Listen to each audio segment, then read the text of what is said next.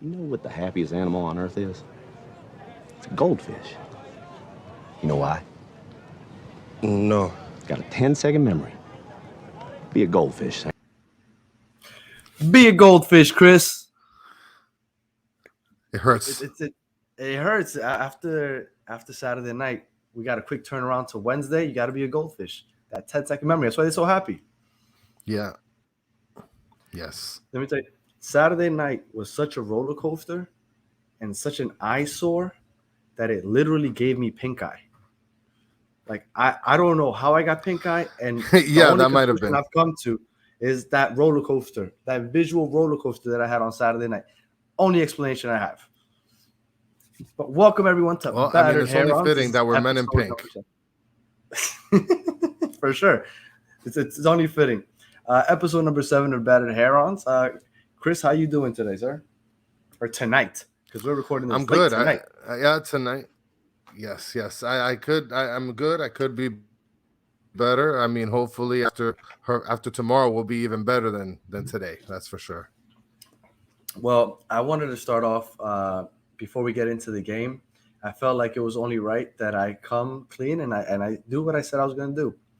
And I felt like it's time for me to offer an apology to Mr. Gonzalo Pipa Higuain. Now, I said I was going to come out with a full shirt, correct? That's what I had originally said. Yes. But we didn't get the win. Yes, you did. But we didn't get the win. So I can't rock the shirt yet. But I will give him credit because that was one hell of a first half. 3 goals, 2 of them golazos. You gonna say something? No, I was gonna mention, it definitely felt like a win in the sense of we're finally seeing some churning in the offense, and that's something that fans have been sort of dying for with this team. And Gonzalo, it's like he has 5 goals in the last 4 games. It's like something's finally clicked.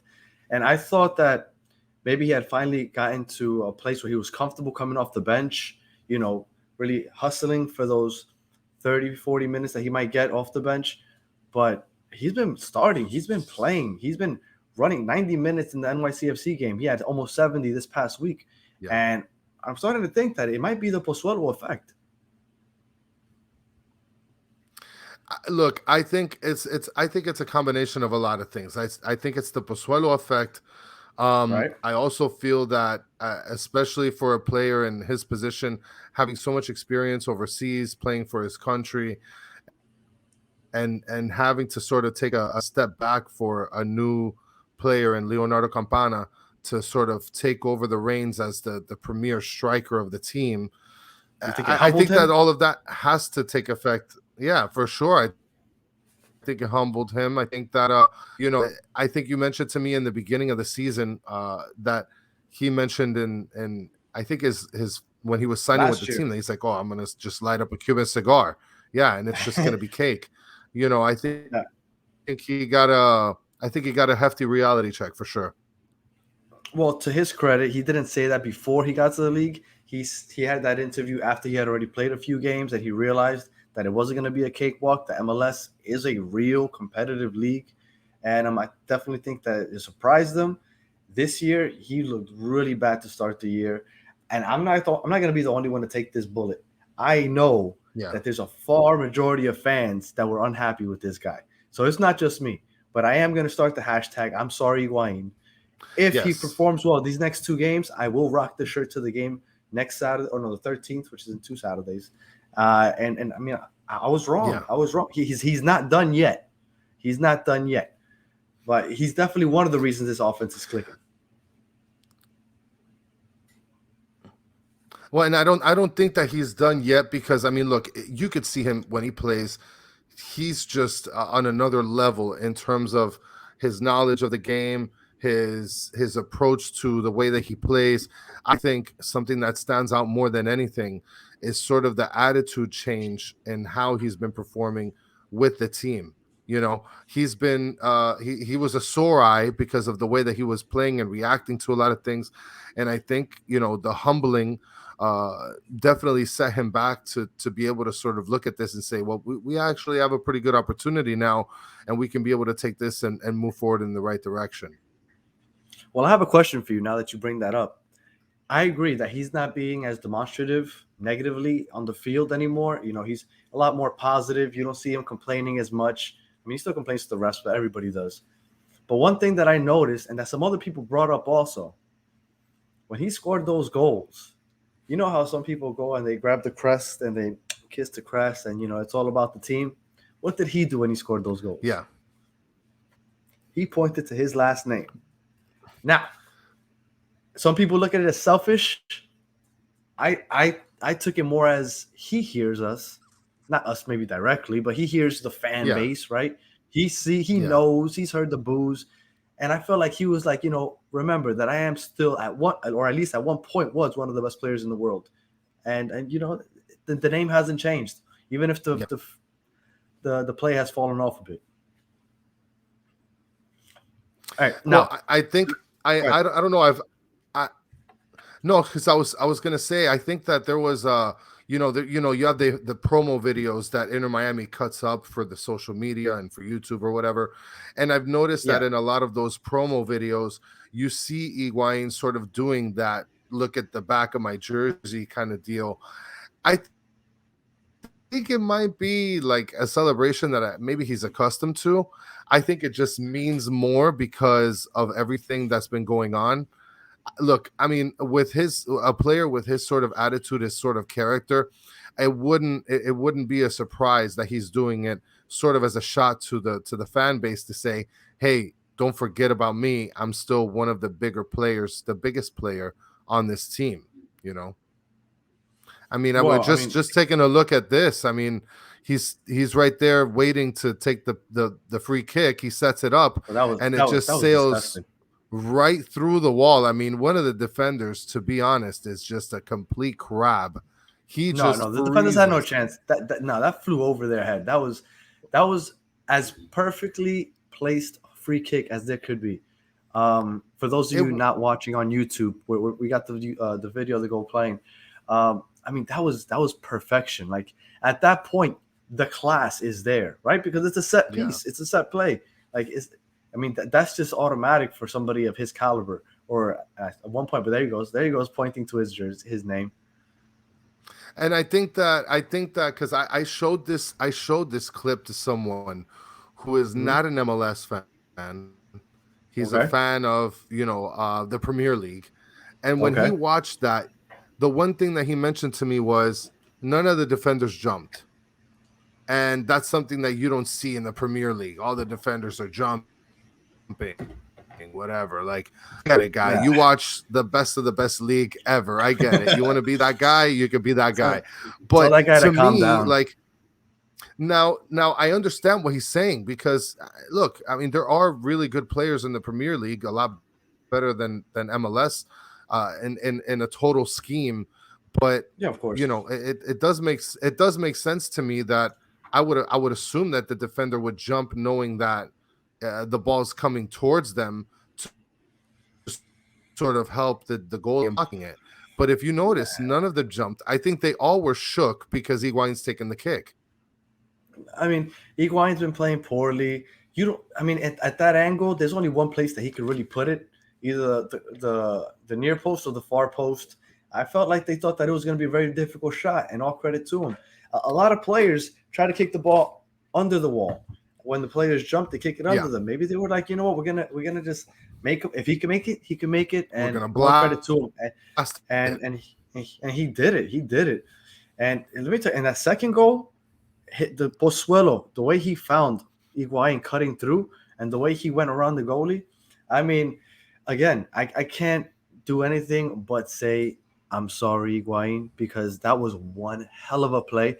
And back to what we were saying, that's the Pozuelo effect. I feel like Higuaín needs somebody to feed him the ball in those positions, because before Pozuelo got there, and even last game, I felt like Higuaín feels or has no confidence in the midfielders, so he goes and he plays out in the midfield a lot, trying to get the ball and create for himself, because he's like, you guys can't seem to create anything. I got to come all the way back here instead of playing up top in my striker position because I need to figure out how to help this offense get going. But now I feel like he has Pozuelo there, and he's like, Pozuelo will get me. He has me, and I think that's a big deal, man. Well, I think the Pozuelo effect, in my opinion, is something that, like we talked about when we ended up obtaining Pozuelo. You know, I told you this just in our private conversations. You know, the moment that they get this guy, we might see a 180 for sure. Higuain, where it's like you said, the Pozuelo effect is fully it's fully conducted, and now we have a midfielder who can be able to supply those passes. I mean, we're talking about not just that pass. I mean, I wish I would have told you to upload this other clip. There was another clip where he made a beautiful pass. I think it was to Taylor over on the wing as well. And Pozuelo, man, you could just tell that he has perfect timing. He knows when to lead the pass. He knows when to loft it over. It's just a different game now. I mean, I just wish that we would have been able to man. And I was just thinking about that offsides where Pozuelo got the goal. You know, before we get off of Higuain, I just want to play this one last thing that I got. This is a video that I recorded myself. But let me tell you something. When this happened, it was incredible. Hey, do you hear that? Yes. In what world, a month ago, if you would have told me that we would have had Higuain chance at Drive Pink Stadium, I would have told you were insane. When that started, it was just crazy to me. Well, I think the tide is turning. I think Campana, lately he's been getting on the field limited minutes. He's recovering off of an injury. Yeah, he's recovering off an injury. He's getting limited minutes. I don't think that Campana should be too worried in terms of what he's going to be bringing to the table. I don't think that he's going to go back to like a 20-30 minute player. I just feel like right now you got to ride the wave while it's hot. I want to get into the whole Campana Higuain thing when we start talking about the next game. But let's finish up with this game. Now, our offense was clicking. Right, that's the best offense I think we've played all year. Now, yes, one thing that I noticed is that we were playing very high. All our defenders and everybody was just pushing up high. They were pressuring. They were winning a lot of balls in the midfield. Now, where is the issue with pressing up that high? That you keep yourself vulnerable to counters, and they countered the hell out of us. Now, that first goal. Now, if you look, we have it up on YouTube. You see McVeigh was playing left back. He should have been closing out on Powell a long time ago. But I feel like McVeigh, because he's been placed in so many different positions, from center back to left back, back to center back, instead of closing out on Powell, you see he drifts into the box. Yeah. Like, watch him. He's drifting into the box, almost like he's like, oh, where's my left back? Who's going to cover him? Oh, that's right. That's me. And it's too late. I don't know. Obviously, it's hyperbole. I'm sure he knew where he was supposed to be. But it's like, we got to figure things out because, man, those two counter plays in the first half, they were so easy. And I felt like the defenders didn't know what the hell to do or how to defend that. Well, and I feel like it's like what Phil Neville said in his post-game interview. It's just lapses in judgment. It's just people not really realizing what's going on in the moment. And you tell that the defenders, I think Yedlin was one of the only defenders that was constantly on the ball. In terms of he in this game, to me, made a better change in terms of being a better defender than the previous games. I mean, one of the things that I'm very noticing of the play for Yedlin is that we take advantage of his speed in the wing, but then also I think that's an Achilles heel because we're banking on that same speed to recover to play defense. and it's like a whole mind state thing. Like he's running full sprint back. That GPS monitors that the soccer players wear, that's gotta be off the chain for him every single week. It's gonna start smoking in the middle of the game one of these days. Well, that's one thing I did notice. I felt like Yedlin was playing up high a lot. He was contributing a lot offensively, but when they were getting counted those counters, there was one or two plays where I was like, all hope is lost, because all we have is slow ass Sailor running back, and then Yedlin comes sprinting from his side of the field all the way across the field and wins the ball down on our end. I felt like he used his speed at very pivotal moments. It worked out, but I felt like, man, pressing up that high and not having good center backs to really like hold down the fort when our wings are up that high, man, it was just a frustrating game to see the way that we were getting beat on that counter. Well, and I think, one of the things that we sort of emphasize is that there was poor defending all around. I mean, look at this. This play, to be honest, I don't think that this play was something that was poorly defended in terms of there was just nothing you could do. I'm going to tell you why I disagree. One more time. I'm going to tell you why I disagree. I'm going to tell you why I disagree. Go ahead. Go ahead and rewind it. For those of you listening on our streaming platforms, you could also watch on YouTube. This is the second goal that we're talking about. Go ahead. Look, Luciano Acosta, beautiful pass to Brenner. Now, I'm going to tell you why I think that this was so bad and so frustrating. If you bring this back, let me bring it back for you. If you bring this back, you'll see that Sailor was ahead of Brenner. He didn't really mark his man. He didn't really get back. At some point, he kind of just starts jogging slowly. And you look right here. He hesitates and starts to jog. Why he gives up his full sprint, I have absolutely no idea. And when he realizes that the ball is going to be passed ahead of him and Brenner hasn't stopped running, he's like, oh, crap, too late to catch up. I'm not sure why. I mean, I know he's not the fastest guy. I know that he's young.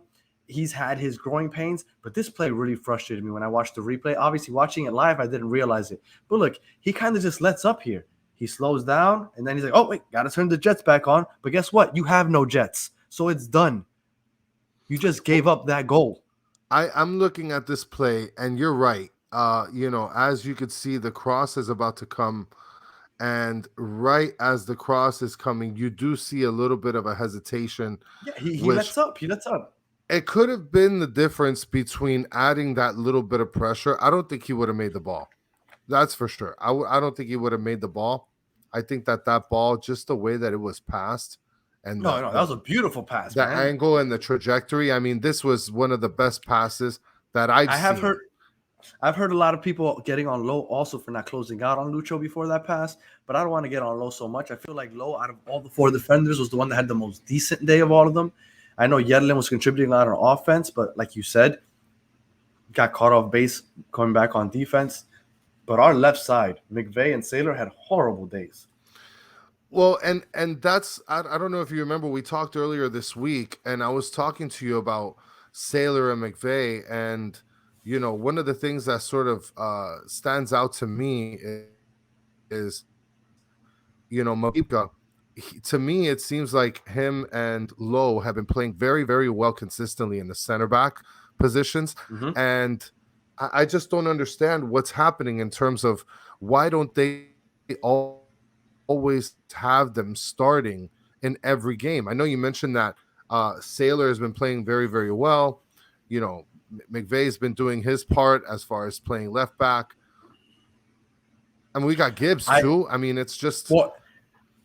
Gibbs was injured for the beginning of the season, and McVay kind of took over that left back position. But I feel like McVay is better suited at center back. He played center back in that NYCFC game, and I felt like he played well. I feel like we should, if they're going to make changes on the defensive end, they don't play Mabika, I think because he's a little slow.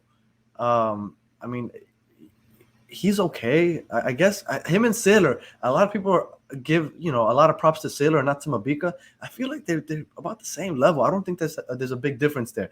If it were me, I'd put McVay next to Lowe, and I'd bring Gibbs on a left back, or Noah Allen. Let's bring Noah Allen up. Let's give him some run at left back. Yeah, that's what I would love to see. Bring McVay to center back, get Noah Allen that left back position. I would love to see that. And Yedlin out of the right, Lowe that And second he's center back. hungry. He's hungry for that. Yes. Come on, that's what we should do. But for the time being, I don't think they're gonna bring Noah. I think they're gonna leave him out on the second team. So bring McVay into the center back. Give Kieran Gibbs the left back position, and let's see what we can do, because with only 12 games left, there's not too many changes we can make now. So we kind of just got to hold the fort and hope that our offense keeps producing. And what do you think about some of the substitutions, man? Because I saw that brought up in the post-game press conference where they were sort of questioning the direction that was being taken in terms of the substitutions. I mean, it was a very offensive-minded set of substitutions made later in the game. Yeah. I don't know. I mean, this can be flipped heads or tails. What do you think? Well, do you look? This was my issue. My issue was not so much that he went offensive, because I kind of like that. I feel like Phil Neville's been defensive all year long, and if we're finally clicking offensively, F it, let's go for it. I like that. What I didn't like was that Higuain's finally on fire. He's feeling himself. Yeah, I'm sure that fire was flaming out because he's maybe a little tired, but let him and Campana run up top by them for a little while. Why not use two strikers? Yeah. But he took out Higuain for Campana. Okay, I guess that's fine. My biggest issue is that our three best players, in my opinion, are Higuain, Pozuelo, and Robert Taylor. At least in the beginning of that game. And all three players got taken out.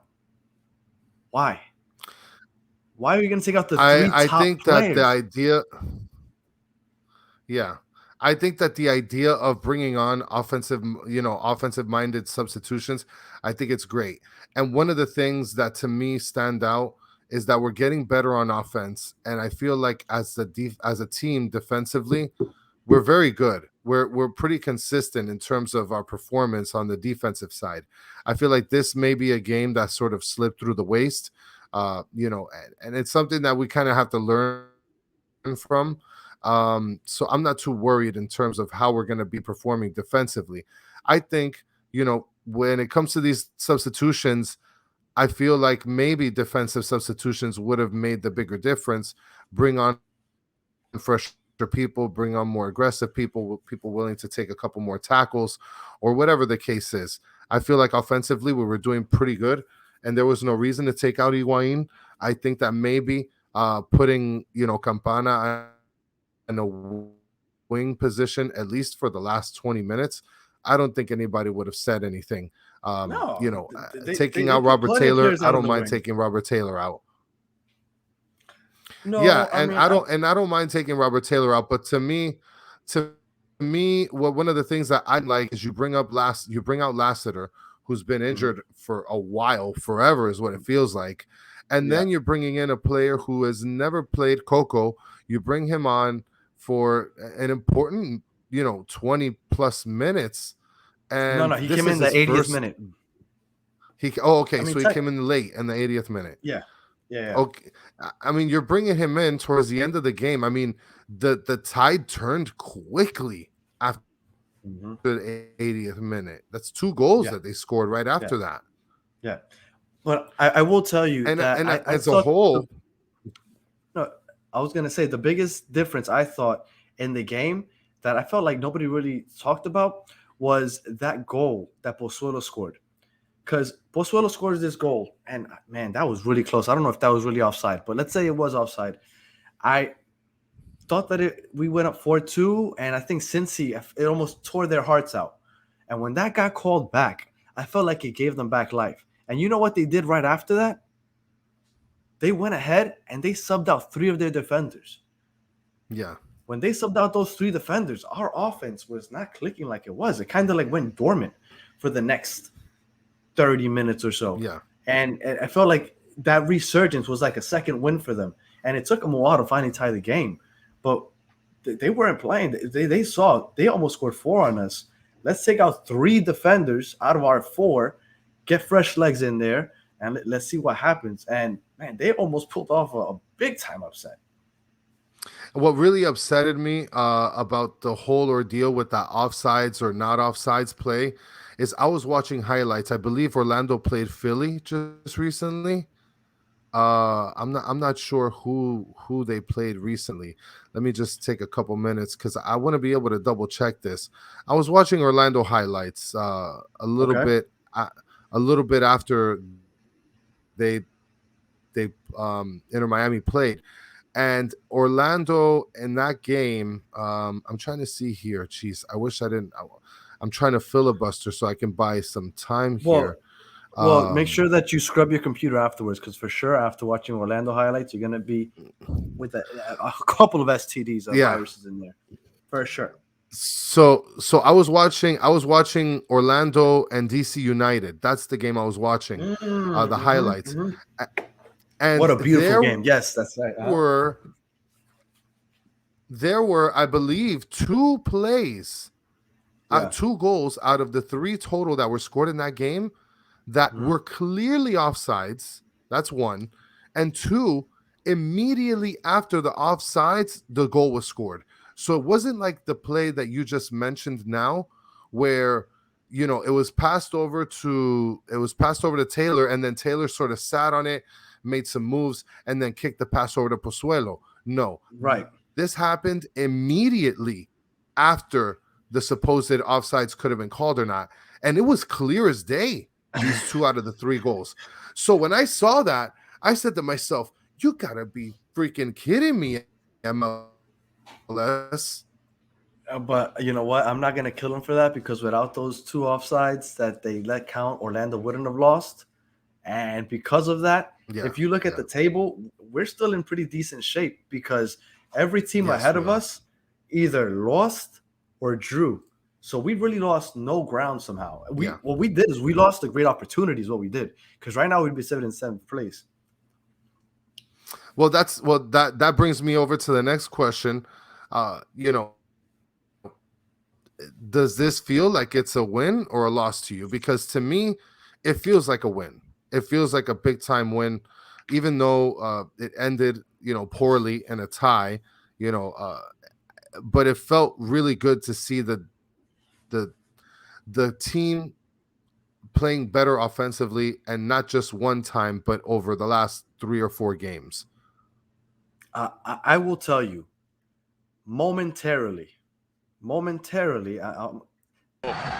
this is Good when it ball. felt like a win. McVeigh. Nicely. Pulled back to his left. McVeigh! He's done it! They're back on level terms! Again at the... At that point, Yeah. yes, it felt like a win, because I was so heartbroken that after that offensive performance that we were going to go and leave with 0 points at home. That was going to be big time, and that not only were we going to lose, but Cincinnati was going to gain 3 points. So at that point specifically, it felt like a win. But as I got home and I digested everything, and I realized, and I watched it over, and I realized the lost opportunity, it feels like a loss. It really does, because we Yeah. should have had that game. Phil Neville said it best. We shouldn't be drawing to that team. He said it just like that, with the utmost disrespect. Yeah, And I yeah. loved it. He said we should not be Yes. losing to Yeah. that Cincinnati team, because we outplayed them offensively, but they caught us on counters, and it was just, they weren't focused. It was a shame, is what it was. It was a shame. It's definitely a shame to lose to Cincinnati. I mean, just looking at the standings, they're in 7th place for absolutely no reason right now. Looking at the standings Because they just through the draws, MLS draws, website. draws, draws. Yeah. So I mean, it's definitely defeating, especially seeing that we just drew with them, where we really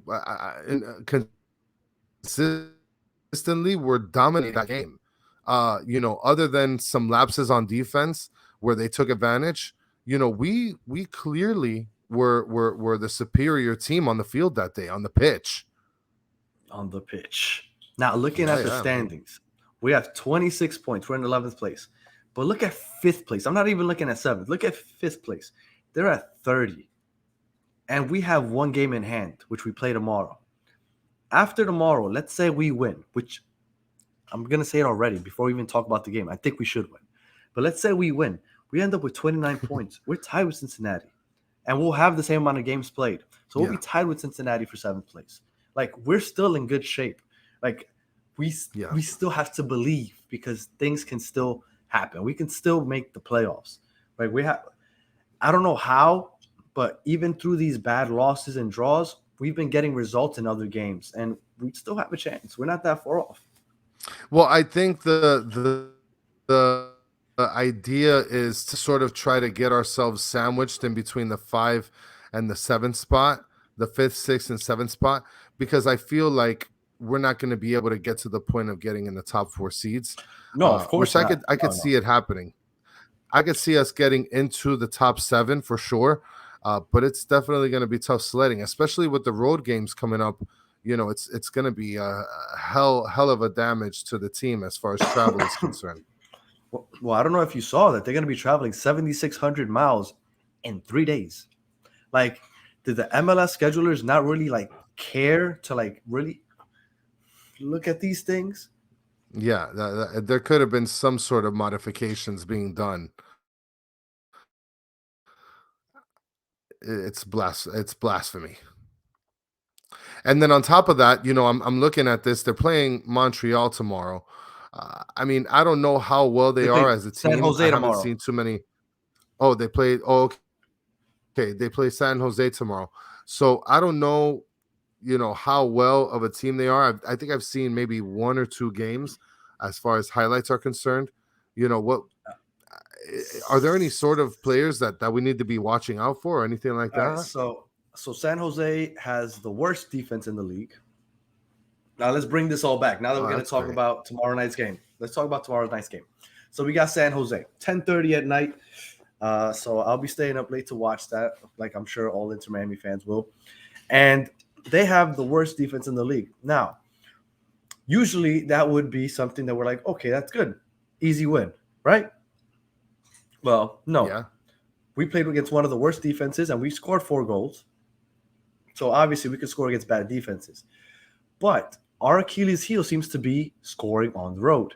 We've played 10 road games. Now, if you had to take a shot in the dark, Chris, how many goals do you think we've scored in those 10 road games?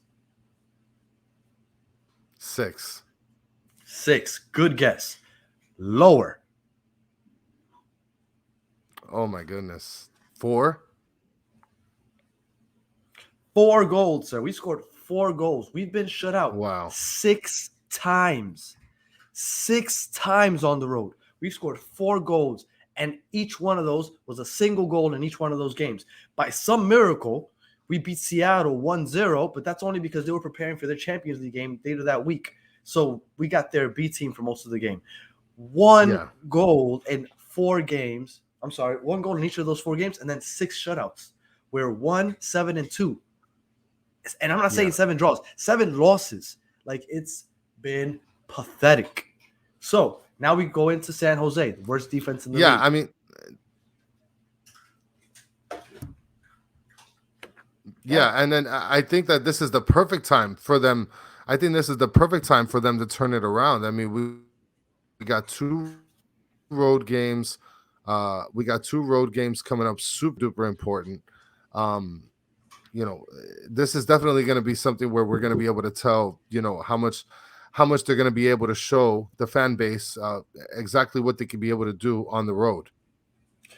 I mean, well, they haven't showed a shit yet this year, but yes, if they can't perform and get a W tomorrow night, I'm sorry, there is absolutely no hope for this team because in September we have more road games than home games. Like, we need to get the ball rolling on the road. We need to at least have 3 points tomorrow, and at worst, 1 point on Saturday against Montreal. Montreal being one of the better teams in the East. If we can't muster out 4 points in the next 2 games, I'm sorry, I lose all hope because right after that, guess who comes to town? Yeah, it's going to be NYCFC. Yep.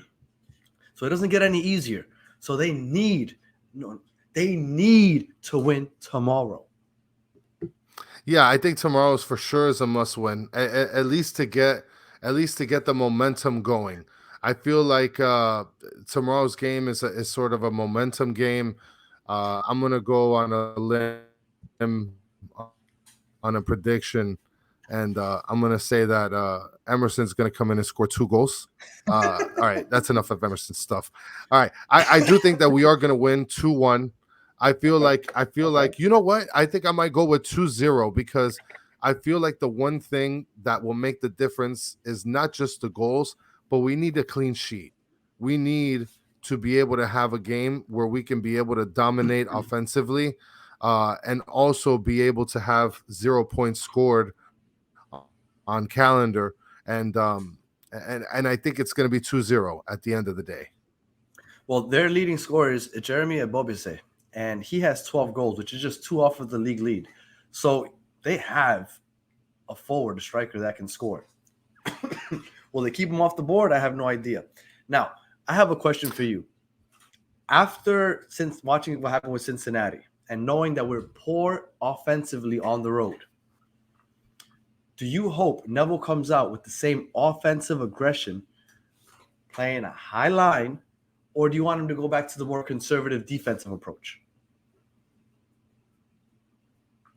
I think that he's going to keep the aggression going, especially considering that he played as a defender in his career playing soccer. I feel like he understands that there's no better time than now to start hitting the ground while it's hot, especially with the fact that we need to generate offense. So we need to make that push forward.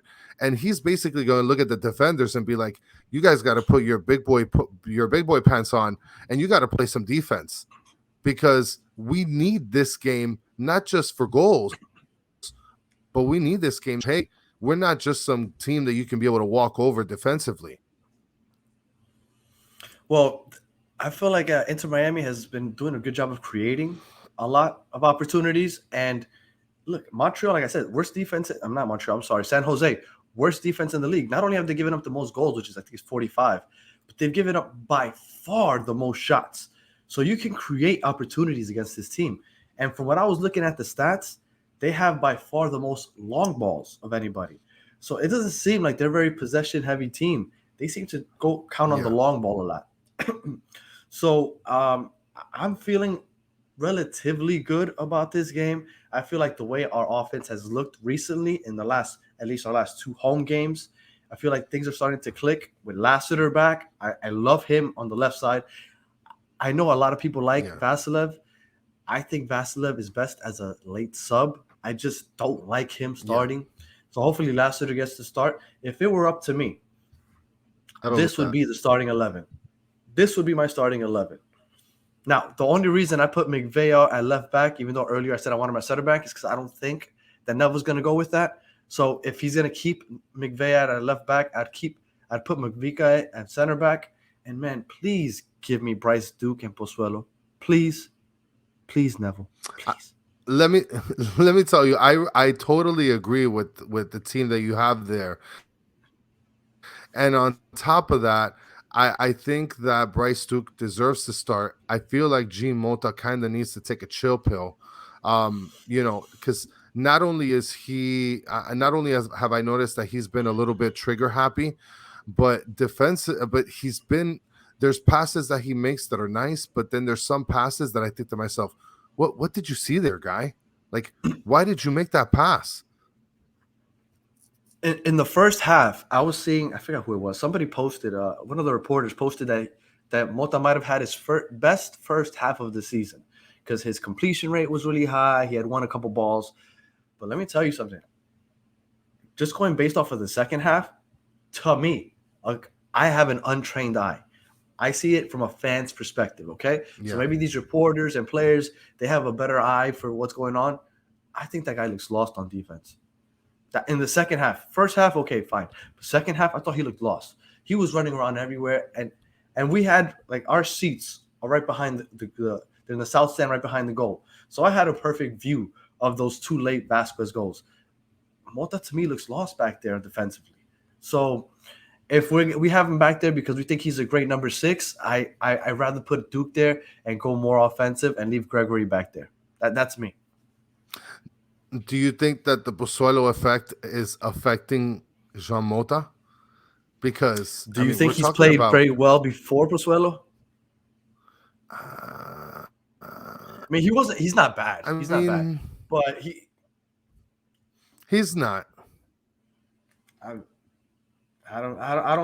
don't see, like, he's not somebody that I'm like, he needs to be on the pitch. No, like, he's what to me. No, again, maybe I have an untrained eye. I'd rather have Bryce Duke out there and leave Gregory as the holding midfielder. Yeah, I think so. And Gregory has been very, very aggressive on defense. He's been winning a lot of balls back. He makes very good passes as well. I think bringing Bryce Duke would definitely be able to help us in terms of turning the ball into better plays, especially on the other side of the pitch, playing opposite of Pozuelo. Well, so let's finish off with tomorrow's game against San Jose. What do you think? You already gave me your score, but I want to know, what do you think?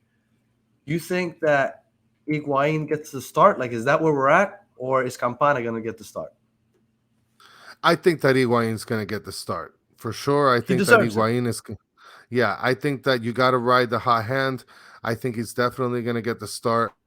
I feel like if there's any time that Phil Neville is toying with the idea of getting Higuain and Campana on the field at the same time, I think that this is the game that he has to take advantage of that. Yes, this game is the game. I would love that. I think that it would be a bad decision for him to bring on Coco. I don't know if he's going to have Coco travel with the team. I think that it was a very I think that it was a very safe play for him to play Coco in the first game being a home game. But I feel like right now you got to put the business suit on and you got to put your best out there. You're just mad that Emerson didn't get on there instead of Coco. I am kind of pissed about that. Let's be honest. You're just mad that Coco got the minutes over Emerson. Yes, I am pretty pissed about that. Like, who is this guy? I never seen this guy in my life. And I was ready to start today's episode if Coco pulled off a miracle with that Chief Keef song. I'm in love with the Coco. So I have it on deck. Oh, yeah. So if Coco does something big, I got it on deck. I'm waiting for it. I'm waiting for that day. For tomorrow, I'm expecting a W. We need a W. I think the offense, I think Neville will come out offensive, aggressively, like he did. I think that we'll have a lead, and this time he'll play it safe in the 70th minute instead of going more offensive to keep scoring. I think once we have the lead, he might park the bus a bit and go a little more defensive. But I think we get 3 tomorrow. I think we get 3. I think San Jose maybe gets 1. I think we win 3-1 tomorrow night. And we end up with 3 points and hope for the best. I definitely could see that happening, where he plays it a little safer at the end. Mm-hmm. Instead of keeping the throttle at full force.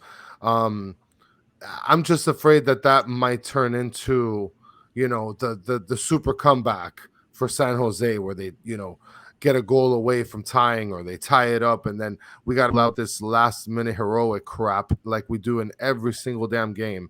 It's kind of getting old. No, for sure. And no, because you're predicting a closer game, right? You said 2-1. Yeah, I could see that. Maybe if it is 2-1, maybe he doesn't play it as safe because he's scared of giving up that goal and then not having any offensive weapons. I don't know. I think that he'll play it safe, like you said. I think that this game will be relatively easier. I forgot what the guy's name was, but one of San Jose's better young players that plays center back, he just got transferred to another team. So in another country, I forgot what league. So they lost a key player on defense. So to add to the fact that they're already bad defensively, they just lost a starter. A key starter. So that could only bode well for us. Now, my question is what this means if Higuain keeps playing well, what this means for Campana. Because I don't know how Neville's going to play this. I'm very interested to see how this plays out. You know what I'm really interested in? And I'm interested in the time that Phil Neville has been coaching the team. I really would like to look back at how he had the starting lineups for his teams in every game. And I want to look back at any games that he ever had a 2-striker system, because I feel like if there's any time that he ever had one, I think that he would probably utilize that. I think he might have started Campana Higuain at some point this season. I think that he had Higuain playing the 10 role, right? The center mid. Yeah. But at this point, Pozuelo's holding that position, and he's holding it down well. I don't know if you want Higuain playing out in the midfield. He has to be striker. Just put 2 up top. What does it hurt? Try it out against the worst defense in the league. This is the best time to try it out. Well, yeah, I think so. I think this is the best time to try it out. Well, we'll see how the starting 11 looks. Hopefully, we get Bryce Duke over Mota, which I highly doubt because he loves Mota and he thinks that he's good defensively. Again, my untrained eye, maybe I'm wrong. Maybe he is good defensively. I don't know. We'll see. But with that said, we are the Men in Pink. This has been episode number 7 of Battered Herons, and we will catch you after this game or after the Montreal game. I'm not sure. My boy Chris is going over here having a honeymoon over there in Chicago. When are you coming back? I can't wait.